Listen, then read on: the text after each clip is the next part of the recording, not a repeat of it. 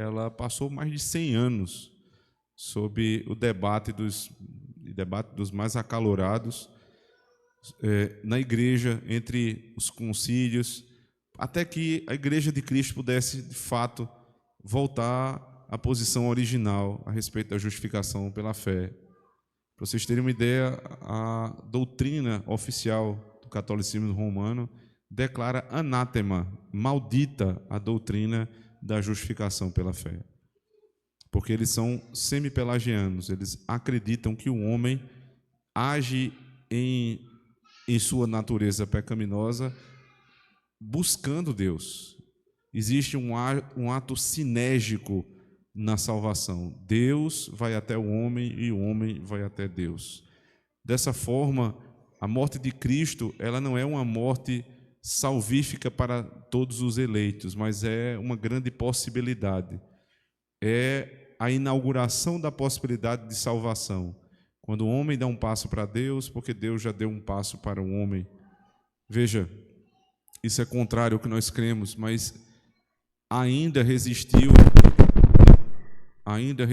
no período da Reforma esse pensamento no meio especialmente no meio daqueles que discordam da doutrina calvinista, os chamados arminianos.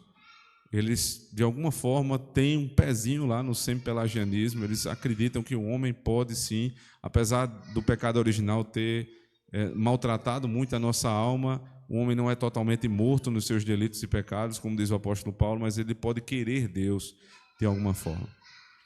Essa é uma doutrina herética, e ela influencia diretamente na doutrina da perseverança dos santos, porque se depende de alguma coisa da salvação, o meu trabalho, nem que seja na preservação da minha salvação, então é claro que, olhando para mim, eu vou ter muitas dúvidas se no final eu vou ser salvo.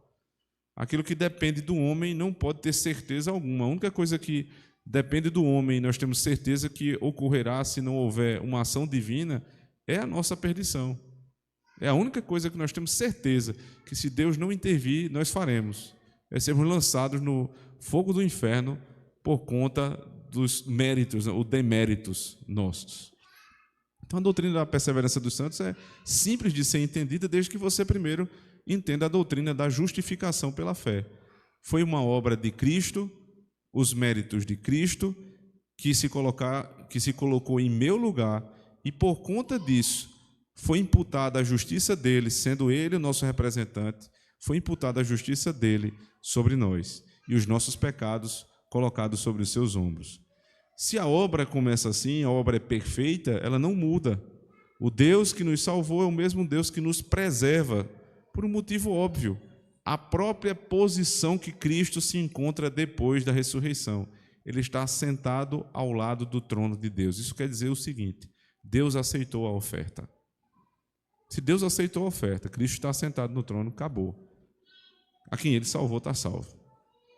Essa é a doutrina da perseverança nos santos. Não precisa muito rodeio.